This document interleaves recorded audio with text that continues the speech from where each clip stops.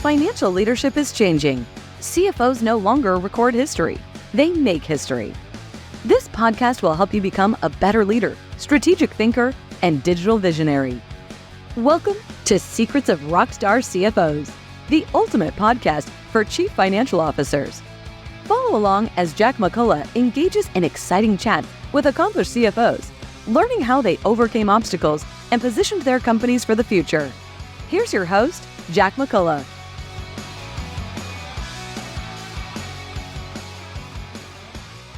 Hello, everyone, and welcome to the Secrets of Rockstar CFOs.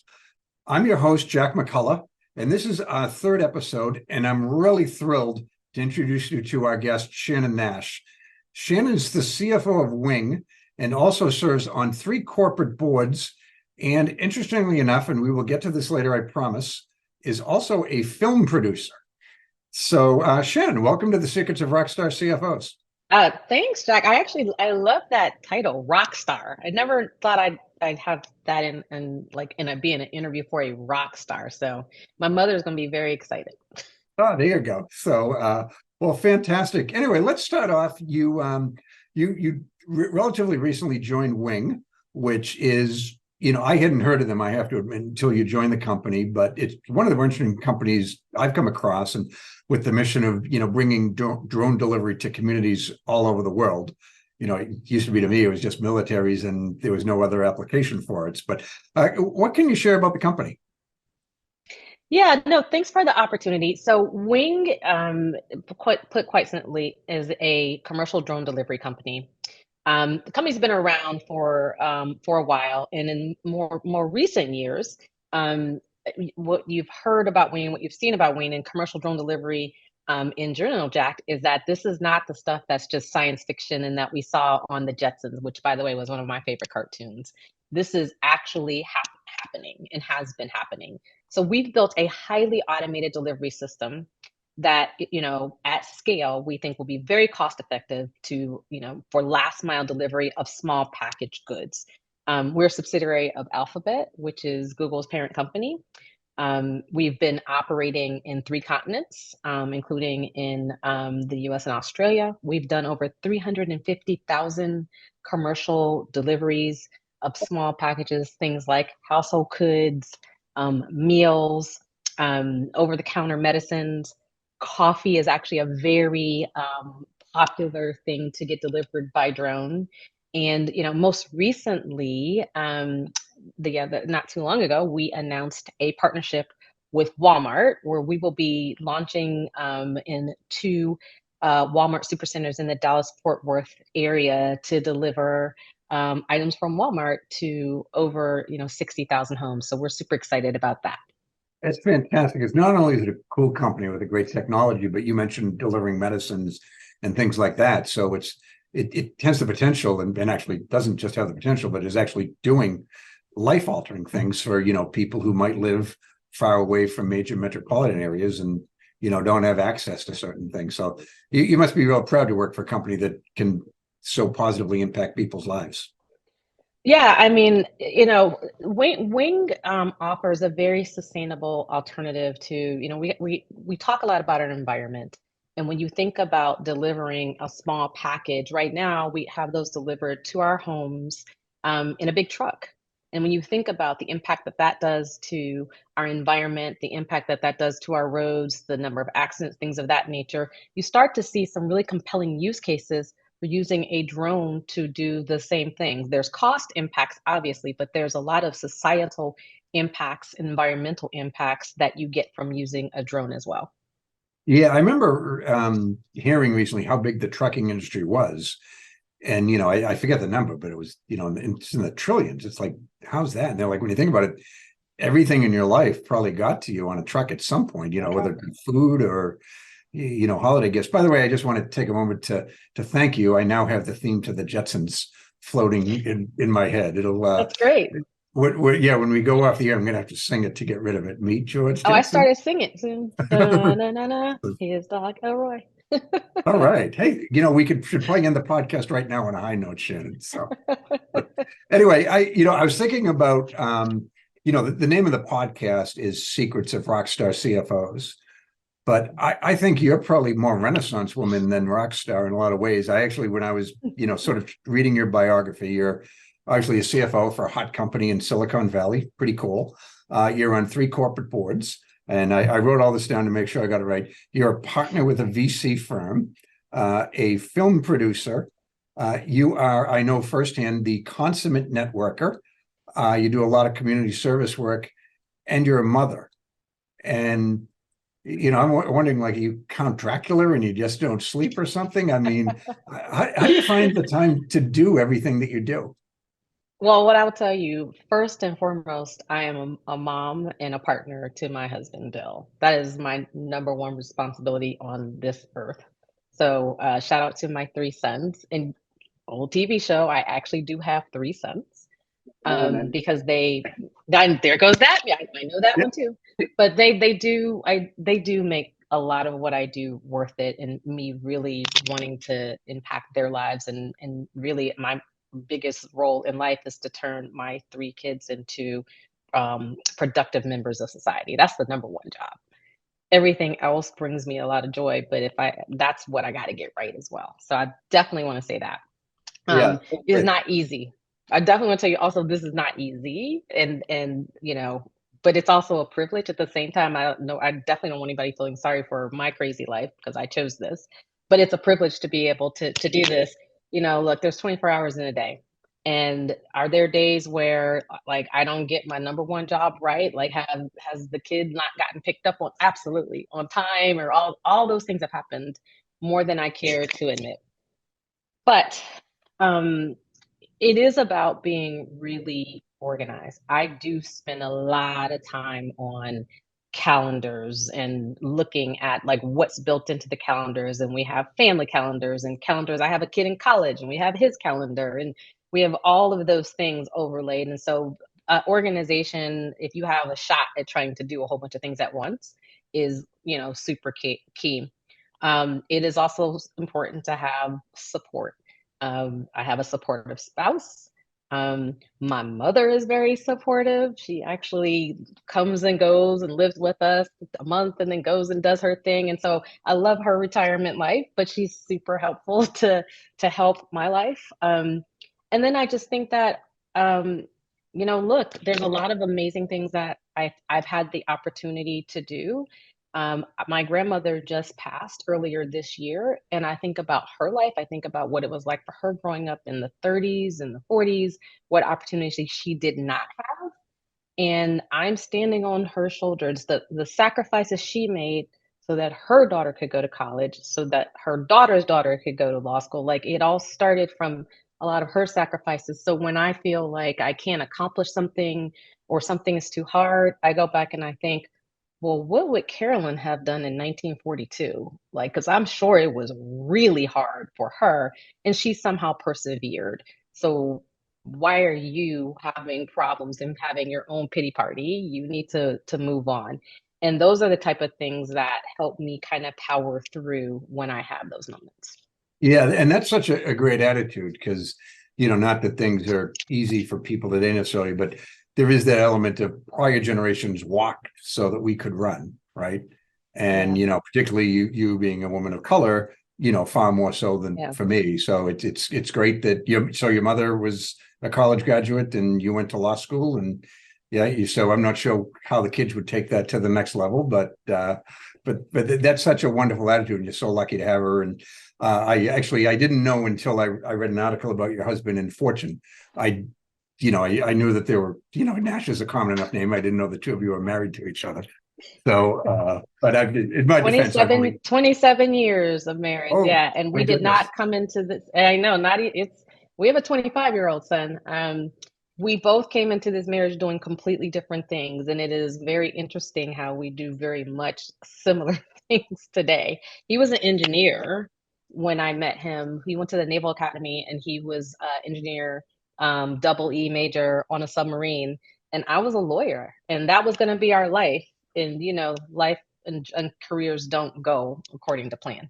Yeah, well, you actually sort of stole my next question, because I did make that observation that you've both become successful CFOs in what are terrific Silicon Valley companies that have the chance to be iconic and whatnot, and yet neither one of you went to it the conventional way, which for CFOs of my generation, I followed the very conventional path: study accounting undergrad, spend some time at one of the big CPA firms, maybe work as a controller and then get promoted to the CFO role. But you both attacked it in a different path. So I'd love to chat a little bit about your journey from tax accountant to law school to becoming a CFO. I think for me, it was always about, I stay intellectually curious. I read a lot. I listen to a lot of podcasts. I'm always intellectually curious. I definitely consider myself to be a lifelong learner, and I hope it keeps me young. And so I think that for me, um, as I was, thinking about what I want to do with my career, I would get an opportunity to maybe shadow somebody doing something that was interesting, and I'd be like, oh, well, I kind of want to do that, and I know that's not traditional for a lawyer. So how do I learn those skill sets and at the same time, continue on this career path? Eventually, you do get to a fork in the road, and you got to make a decision. So I would say earlier on in my career, I think I got the ability to practice in tax and corporate law, and so you still had enough of a overlap between finance and numbers. Like, I was always the lawyer who would be working on whether it was an IPO or whether it was an M&A deal, who always wanted to actually look at the numbers and like the deal while everybody else was looking at the legal language. So that already was like a aha moment. Like, at some point you're going to probably have to like go onto the business side. Eventually I was able to go in-house to a company called Amgen, which is a biotechnology company, and that really exposed me to gave me exposure to how corporate America works, how a finance department works. What is even a controller? What does that even mean? I got the opportunity to see that at Amgen, got the opportunity to understand how companies think about their global marketing, and they're like how they globally go to market, because I got to be an expat in Switzerland and helping with opening up the territories in Europe when I worked at Amgen. And so all of that led me to kind of steer myself back into finance, because my first love, Jack, was accounting. I became a CPA at a very young age, and so I absolutely did really love accounting. But I also had a father who wanted me to go to law school, Okay, and so you know you know how that is, especially in that generation. Your parents say you do it, you kind of do it, oh and so yeah, I yeah. liked it. But I always loved like accounting from the beginning, and finance. Like, that stuff was always interesting to me. So it was no when I got the opportunity to kind of come back to those roots, I jumped at it. Interesting. So I when I wrote my book, Secrets of Rockstar CFOs, for which this podcast is named, Yeah. one of the things that came up without my asking it necessarily all the time is the impact that mentors have had on CFOs' careers. And I interviewed some elite CFOs during the course of researching the book, and almost all of them had a mentor, formal or informal, who made a positive impact on their career growth. Did you have any experiences like that? So here's the thing, Jack. I just don't even think it's possible for anybody, like at all, to make it to the C-suite without having, we can call it a mentor, a supporter, a sponsor. I think there may be differences a little bit in the definition of those, but they had to have somebody or somebodies like that in their life. Even if you're talking about a family-owned business and somebody was quote unquote born into the C-suite, they still had that sponsor that trained them, that showed them the ropes. So I think everybody to get here has to have somebody who does that for them. And I'll say for me, the person in my career that did that, besides my parents, who had to obviously spent a lot of time in molding me and making sure I got the right education and all that type of stuff. There's a gentleman by the name of Larry Bailey. He's a CPA. He went to Wharton Business School, certainly at a time as an African American man, when there were very few African Americans doing so. He became one of the first African American partners at a major accounting firm. I think he started at KPMG, which is interesting. That's the firm that I work for, but he went on to work at Right. PwC. You're KPMG too, right? You- But he went on to work at all those places. And I did a American, but yeah, same firm. Well, it was Pete Marwick. I am actually old enough to remember that it used to be called Pete Marwick. I just, Yeah. when I worked there, it wasn't. But Larry, I think, has helped countless, as a mentor, supporter, sponsor, especially in when I was in school in the late 80s, early 90s. I think that if you go through all the 80s, 90s, there's just a hundreds of people who would raise their hand and said, I have been mentored and sponsored by Larry. And this is what I tell young people all the time. To be mentored or sponsored doesn't mean it's somebody that has to work in your company. I've never worked in any company with Larry in 30 plus years. But what he did for me was he brought me into his network. He introduced me to people. He made sure that I went to the right conferences. He made sure that I went to the right dinner. He made phone calls on my behalf. He Wow. actually took a vested interest in me succeeding in this career. And I know I'm not alone. He's done this for, like I said, hundreds of people. And I know that for him, it had to be so lonely. To be the first is lonely, but he tried really hard to make sure that he wasn't going to be like what he did wouldn't have been in vain. And so the good news is that Larry is still quite active and around. I still talk to him, and I've had the opportunity to thank him countless times for the impact he's made kind of on my career. And then the second person is just more from an operational standpoint. Once I was kind of in my career, et cetera, the person that I think really helped me think larger about how do you get to the C-suite? How do you become an operator? How do you actually think about running a business and the strategy of everything involved with running a business is Debbie Allen. And a lot of people know her as a famous director, dancer, choreographer, actress, the list goes on and on, producer, on and on and on. But I luckily get to know the business side of her, got hired to run her organization and got to really understand how she thought about, really building an empire. And she taught me that the soft skills are what's going to take you to the next level. Not just, I grew up where you just have to be the smartest person in the room. You have to know more than everybody. And if you do, then that's all you need to do to get like the next promotion. So just work really hard, and that's all it takes. And as you've written about in your book, I know I've seen you write articles about what CEOs want from their CFO. There's so much of that that's just assumed.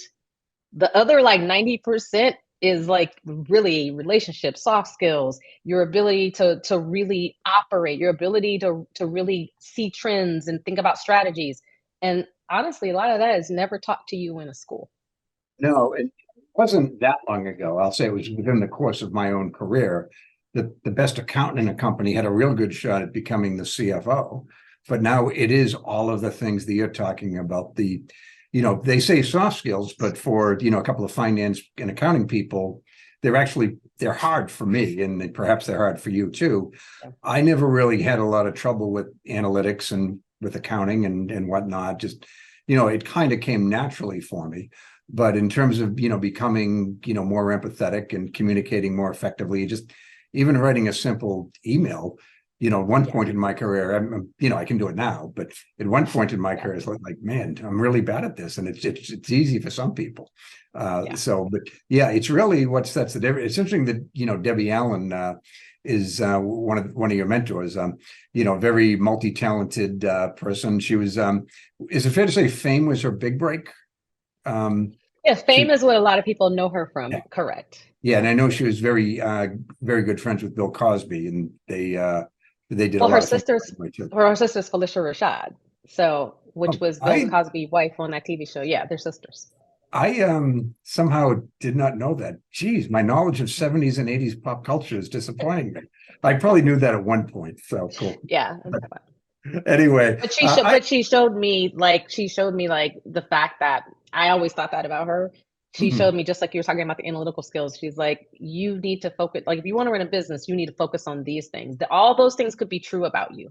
You're analytical, you're smart. But if you don't know how to sell, if you don't know how the strategy, like, it's hard to be successful. In fact, you probably won't be.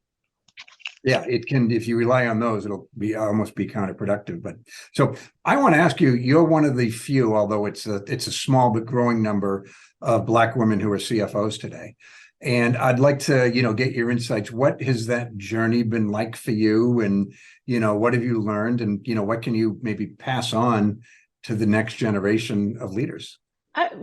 When you're climbing the ranks and all of those things, I'm not so sure I really focused as much on that and was just more focused on how do I get to the goals that I achieve. Um, for me now, where I am in my career, and in my personal life with my own kids, it really is about what is the legacy? What are you leaving behind for the next generation to be helpful so that it's easier for them than it was for you? What have you learned that can help that? And so I'm spending a lot more of my time trying to mentor and help other professionals, you know, get those soft skills earlier in your career, and here's why. Join this network earlier in your career, and here's why. Um, I do think that it's also super important that people see representation of folks that look like them. Um, that's why it's also super important to me that continue to advocate for board diversity. I think that there's just a long business case for diversity that at this point I don't even it's been well researched by too many people. Yeah, either a lot of people are lying or it's one of the most strategic imperatives that a company can Exactly. do, right? So, Right. even if you don't feel Exactly. it's a good thing to do for society, just if you want to grow your company, that's one of Exactly. the best, most effective things you can do. So, I'm glad you brought that up. It's a business imperative. It just is. And so I'm past over trying to like have those kind of conversations and more about the conversations on what can I do to help get more people in the pipeline. Because at the end of the day, I think some of the arguments against some of the why we even should focus on diversity, what I think they miss out on is there's an assumption that the diverse candidates are not qualified. And that assumption is just wrong. They're qualified, they're not in the network. So much of these opportunities are all about being in a network. Yes, there are places where people list their bios and all that type of stuff, but the research has shown that the predominant way to get on a board seat is because you're in somebody's network and they nominate you or they send your bio to the either the lead independent director or the head of the nom gov committee and you get a phone call. And so if you're not in those networks, I don't know how you ever make the short list. And so that is, when I think about what I want to, focus my energies on over the next kind of 10 whatever years is making sure that I try to help as many people get in networks and yeah, just get a shot to be seen. that makes so much sense because, I think I've never seen a board position posted publicly, right? I mean, that's Yeah. just not how it's done. And yeah, I know there are search firms that specialize in that sort of thing, but for the most part, it's who you know and how that person can help you. And I also think it's one of those things. Most people I know who are on at least one board of directors are on more than one. And I think Yeah. sort of once you get your foot in the door, you do a Yeah. good job and develop those contacts, it can Yeah. sort of be self-perpetuating, but it's really a matter of giving people that first opportunity and let them grow and flourish. So Correct. it, Correct. it makes a whole lot of sense. And I applaud your commitment to creating a much more inclusive workforce. We'll all be better for it in the long run, no doubt. So cool. I wanted to chat with you, and this might be, I'm glad the FCC doesn't regulate podcast because this might be the dumbest question in the Oh history of no. podcasts. They take away my license, but I'd love to chat about your experience at Wing. And the dumb question is, what attracted you to the role? And I think a lot of people would love to have your job. So, but Yeah, I mean, so going back to like we started about this whole conversation about, I was truly a kid of the 70s. I truly was a dreamer as a kid. Um, the Jetsons was my favorite cartoon. I here we go I again. I loved the Jetsons, and I would Oh, you're sit the and host. dream about, oh, like, right, like, could that world ever be real? Um, and so when I heard about the Wing opportunity, um, the little 7-year-old girl got really excited about, here's the opportunity that you thought about when you were 7 that you'd love to be a part of, and your skill sets are something that could actually be helpful to that opportunity. And so what drew me to it was the mission of what Wing is doing. Um, what kept me super excited and continues to keep me super excited about, just like with most things, is just the people that I get to work with, from our CEO to, our chief, our all of our C-suite. It's energizing to work around people who are, super smart, but also, really get what we're working for, really enjoy working on this together. When you find all of those things in one company, you hold on to it, because we've all had long careers, and sometimes you get one person that's great, or you get some things that are great about the opportunities, but they don't all line up like this one does. So for me, it was about those things. Then, of course, there's, well, what is the opportunity? What is the growth opportunity, both for the company and really for the industry? Like, we are working, this industry is at its infancy. We are working on something that is truly going to revolutionize the drone delivery industry. And so being a part of that, is super exciting. So our mission, just, quite plainly, is we've created what we believe can become the preferred mode of delivery for millions of small packages that are delivered around the world every day. Millions of small packages delivered around the world every day, delivered by our drone. That is the opportunity. And Wow. I mean, Jack, that's like, that's like wake up and excited every day to go to work type of opportunities. So that's what really drove me to Wing. I mean, at times we have approached delivering already 1,000 deliveries per day in a single market. Like, we've already done that. We're building what we call the Wing delivery network. So think about that as kind of a rideshare type of delivery network in the sky. So we believe that in the coming years, we'll be capable of making millions of deliveries at a lower cost per delivery than ground transportation in your truck or whatever can achieve for small packages, and certainly at a much faster delivery rate. We're talking about in minutes. That's That's what makes me very excited about my Wing tenure. Yeah, I can, because it was really interesting to see how excited you and how the obvious pride you have in the company when you described it. Yeah. And so I don't regret asking that question. I almost didn't, thinking it was too obvious why you'd want to work there. But Oh, no, that's fantastic, and truly a game-changing type of company. And how many of those does one get to work for in their careers, right? yeah, Not yeah. that many. But I have to ask, former tax accountant turned CFO, now working at arguably the most innovative company in the world, and inarguably one of the top 3 or 4. You could, I suppose, debate Alphabet and Amazon and Apple, but those are kind of the top 3. But what's it like from a cultural standpoint, fitting in with all that innovative? And clearly you love it, but I'd love to go a little bit deeper.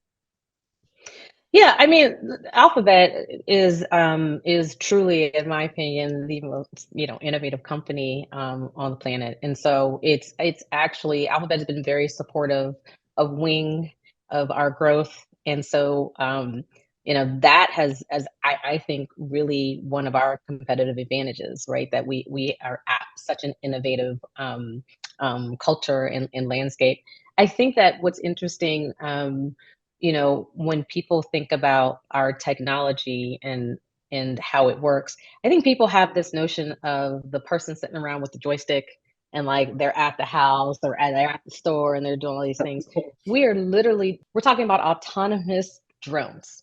Okay. There's nobody sitting around with the joystick. So there's somebody in a remote location who's not at a store, not at a house, that's literally overseeing kind of the system, if you will, our technology system, because the aircraft is flying itself. Um, that, to me, I think when I tell people that, is an aha moment for them, where they're like, oh, this is something more innovative than I initially thought. And so I'm definitely on a mission to share that as broadly as I can with as many people as I can, that drone delivery has definitely, morphed way beyond what you see somebody doing in a park on the weekends. Look, we've been working with DoorDash, Walgreens. We just announced our partnership with Walmart.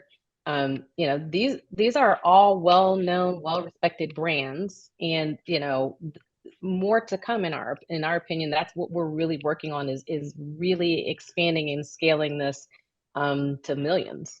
Yeah, that's fantastic. And, again, you're being sort of, your educational training at least is finance and accounting and the law. But it's imperative that even in your role as CFO, you have to adopt a growth mindset, right? So you can't Absolutely. sort of be the person that puts the brakes on everything, right? You need to be part of the solution, as they say, right? You do, and that's look, most CFOs now are spending a lot of time on figuring out what are those metrics and those levers to growth. It's not about just coming in and figuring out where to cut cost, and kind of this department has this ROI, but this department has that ROI. That's not going to get you. That's not going to get you the growth and the scale that you need. So you have to come in with a bit of understand. You absolutely have to understand your business in and out. You have to have a bit of salesperson in you, right? Like you have to understand how to sell your system. You also have to have a bit of techie, geeky, like gotta understand your technology. Then you gotta understand how it operates. And so in many ways, that growth mindset is also what your colleagues, your C-suite leaders are depending on their head of finance person, right? The head person in finance to help partner with them on, to help them think through. They've got 4 or 5 different ways to solve what the next issue or the stumbling block is to get to the next like kind of milestone or scale. Your job as a CFO is to help them think creatively through that and understand how each option has various financial impacts. That's my job. And so a big part of that is making sure that I spend a lot of time understanding their businesses and their pain points. I think one of the best things that ever happened to me, and I think that Wing does a good job at this, but one of the best things that happened very early on in my career at a big company is they're training for new people. This was a biotechnology company. They're training for new people as they sent new people out in the G&A functions to ride with sales reps. You Sure. think, I'm a lawyer. Why am I in the car with the sales rep? Because you don't understand the business. You're sitting on a desk, like writing a contract or reading some. You don't understand what the people are doing in the field. How can you really help advise the business if you don't understand how the business operates and how it's sold? And so when you have that growth mindset as a CFO, you're spending all of your time understanding every facet of the business. Yeah, it's such a critical thing. And, it is amazing how many CFOs, elite CFOs, they actually go on sales calls and they know their customers. And, Oh, yeah. the days where you just report what happened after the fact is gone. In fact, I tell people, I don't know if you happen to see the movie The Intern with Anne Hathaway and Robert De Yes, Niro. yes, Yeah. So yes. don't know if you recall the opening scene, but at that point you didn't know who was who, theoretically anyway. Yeah, But it was Anne yeah, Hathaway was on customer support, and I think she was talking to somebody about their bridesmaid dresses that got lost, and she just wanted yeah. to know. But she revealed that when she was researching the role, she shadowed a couple of executives who ran similar Mhm, companies, and one whom I mhm. believe was the founder of Spanx, probably not a bad person to emulate, did that no matter how busy she was going to spend a few hours every week Yeah, talking directly to customers, because right. what better way to understand your business than talk to the people who That's make right. it possible, right? So That's right. it makes a That's lot of right. sense. So want to shift gears a little bit because it's so intriguing. There aren't exactly a plethora of CFOs who moonlight as movie producers. And so I'm fascinated. I believe you recently finished your second movie. So what motivated you to pursue the path? And one of your colleagues told me that your movie premiered at Tribeca, and which is incredible. So I'd love to understand, the motivation and what you can share with us about the film. Yeah, so the film was called On Board, and we did have our premiere screening during the Tribeca Film Festival, which was amazing. Um, Look, for me, the passion to do these type of things really stemmed from just I understood a lot about how that business worked because earlier in my profession, I was CFO of a production company. So I understood like how you brought like these projects to market. And I understood the operations of it very well. But in terms of my personal passion to then want to go out and do a whole bunch of them, that was never my passion. It was my passion when it was about a topic I cared deeply about. And so my first film was on autism. And me and my husband have a 25-year-old with autism. The second film is about board diversity, and I think we talked about this earlier. I'm very passionate about it. And so, you know, it's one of those things where I took the skill sets that I knew I had to actually get a film made, done, seen, all of those things, and I applied it to something I care very deeply about. And that to me is when it's like a winning formula.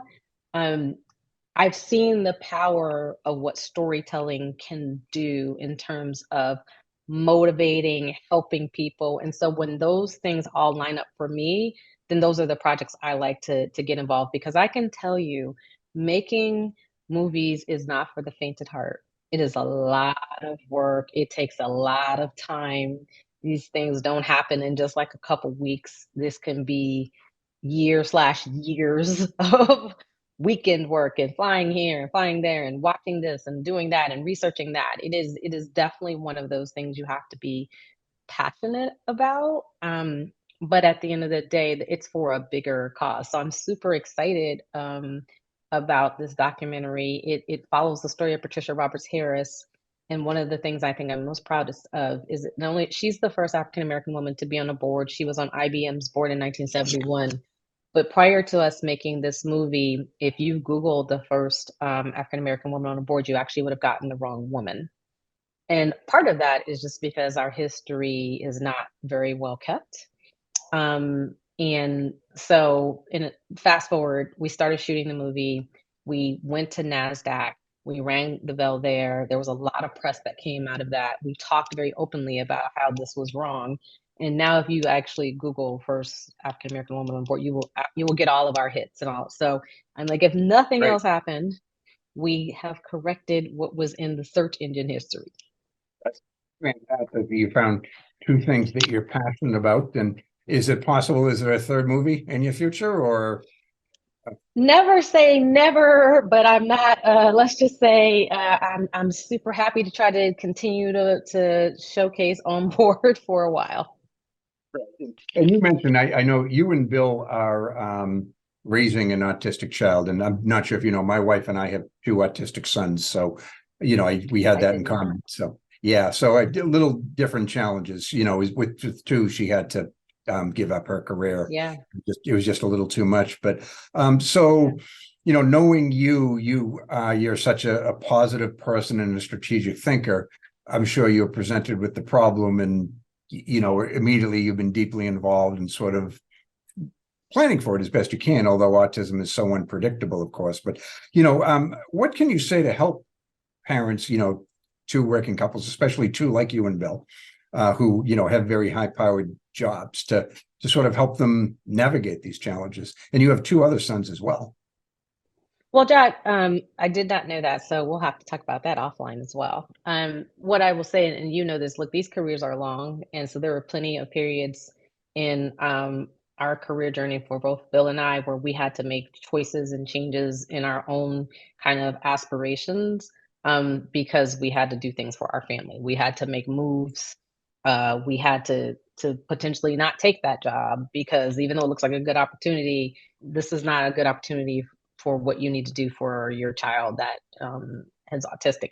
So I don't want to paint a picture that there weren't a lot of bumps in the road because there were quite a few bumps in the road. Having support from family and friends is critical.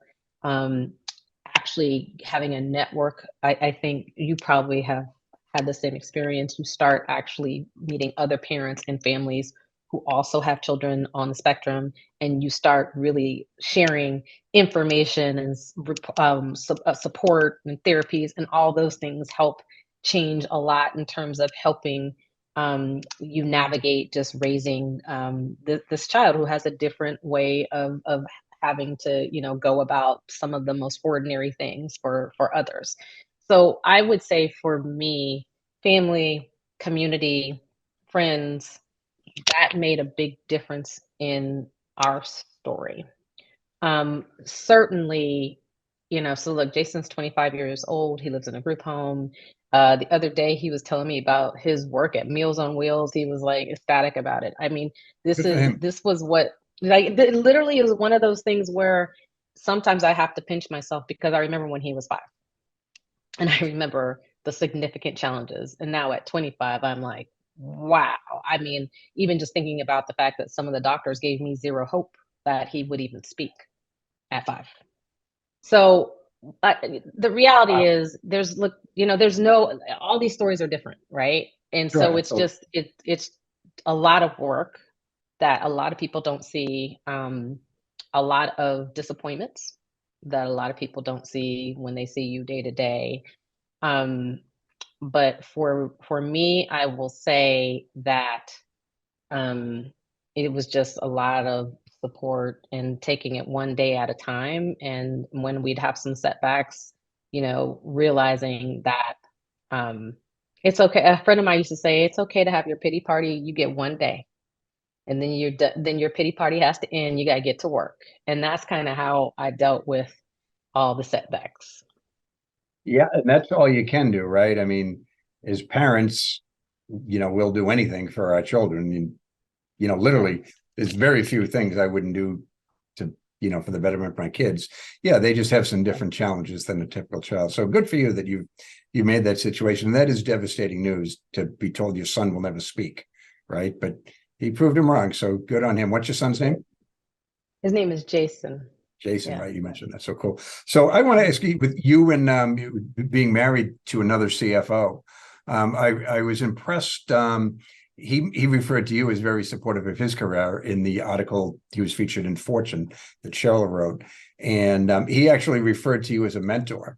And does that happen a lot in the Nash family dinners that you talk about your CFO type problems, or uh, Our any? kids, they would tune that off right away, and they've all made it very clear that none of them, they at least they say today, none of them wants to follow in our footsteps at all. But I keep explaining to them, this is a longer life like decision. You have no idea how you're going to feel at 35. But anyway, yeah, it's definitely one of those things where look, we have a lot in common, obviously, and sometimes some of the financial discussions I think probably are a little bit much for the kids to hear at the dinner table because we probably don't always agree on some of them. But I gotta tell you, it is it's kind of, I feel like I definitely hit the pay, like the lottery on this one, to go through this life with a life partner who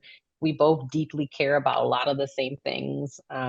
Somebody that I can truly run something past, and there are no dumb questions, right, to your spouse, in the sense that he will certainly try to help me think through some of these problems and not make me feel any particular way, or will call me out and say, you need to get out of your feelings, this is not about you. He'll do that too, Yeah, which yeah. doesn't always work well, but but he'll do it.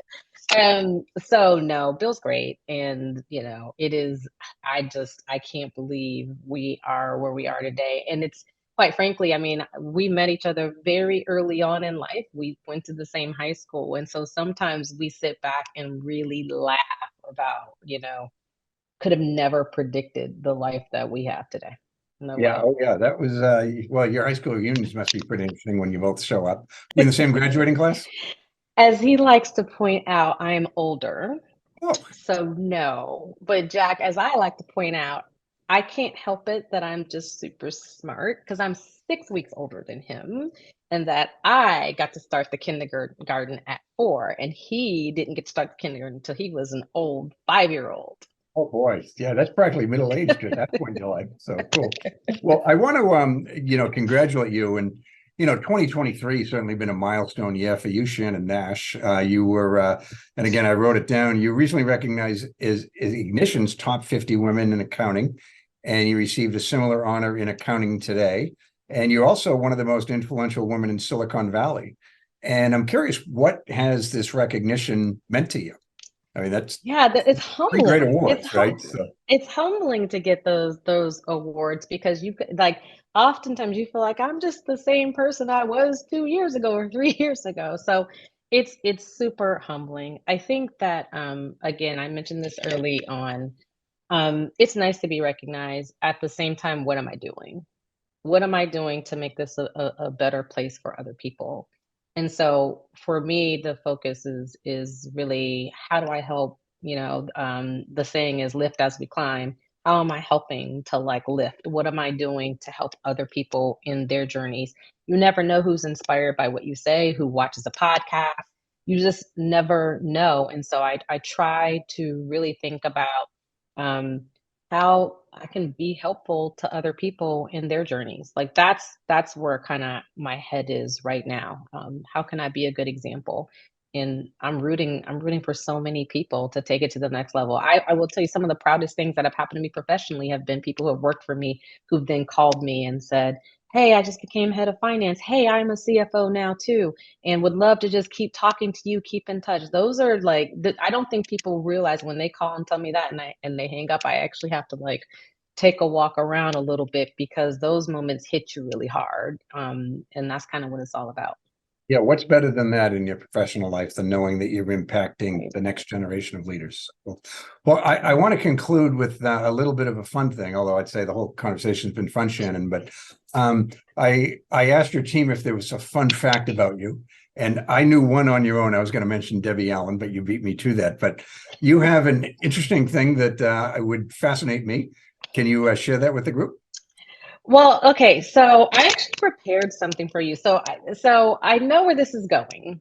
Okay. And yes, I do Zumba and I do something called UGM Fitness. And when I say do it, I have licenses because if you hadn't learned anything from this interview, I'm one of those people who goes, I'm a lifelong learner, and I'm like, oh, how do I get to hear all the Zumba songs all the time, even when I'm traveling? And the instructor said, well, the only way to do that is you have to be an instructor if you want to have access to like the whole catalog. And I'm like, well, how hard could the test be? What do I need to do? And so trained for that and made it happen. I think here's the reality, like that those type of things are truly when I get to do things for myself. When I go to those type of classes, it's an hour and it's all about you and having fun. Nobody knows what you do in the class. Nobody cares. Nobody needs anything from you. You're just actually able to focus on you. And it just gives me joy. Like who doesn't have a smile on their face when they hear music? Who can't it's one of those things where it helps just really keep the day going. And so Jack, I have prepared this for you because in honor of Zumba and there's so much music that I have to know because of Zumba. And so now I know a lot of songs. So in passing. So Jack, in just in ending this for me, I put together a list of things that motivate me as kind of like my walk off music. And so this is I'm dedicating to you. Jack, I Okay. like to move it, move it. I like to move it. My life is about keep on moving, like the hands of time. Click clock. Find your own way to stay. The time will come one day because ain't nothing gonna break my stride. Nobody's gonna slow me down. Oh no, I've got to keep on moving. But remember, when the going gets tough, the tough get going. So if at first you don't succeed, dust yourself off and try again. You can dust yourself off and try again. And for me, I'm living the dream because sweet dreams are made of these. Who am I to disagree? I traveled the world and the seven seas. Everybody is looking for something. Beautiful. Ending on the Eurythmics, gotta love it. So I gather you knew that my knowledge of pop culture stopped sometime around 1988. So you definitely threw some songs in there that I would recognize. So thank you for that. I tried. So, I tried. well, what a fantastic way to end this conversation. And I do want to thank you. I know you've got a lot going on in your life, so appreciate you taking time to chat with me. And Of course. I know our listeners are going to find your story really extraordinary. So Shannon, thanks so much for your time today. Thanks for having me. I'm such a fan of everything that you've built, and I have said this before to you. Thank you for all of the CFOs that you have put together in our kind of our listserv. I've met so many people. I've gotten so much more than I feel like I've given back. So thank you for literally all you do as well. Thank you for listening to this episode. To continue your exploration of this role that focuses on strategy, leadership, finance, and technology, listen to more episodes of the show at rockstarcfos.com. Join this revolution, episode by episode. Push yourself to achieve great things and unlock the best opportunities available to you. CFOs are creating a legacy, and it's time for you to leave your own unique imprint on the world today. That's all for now. See you on the next one.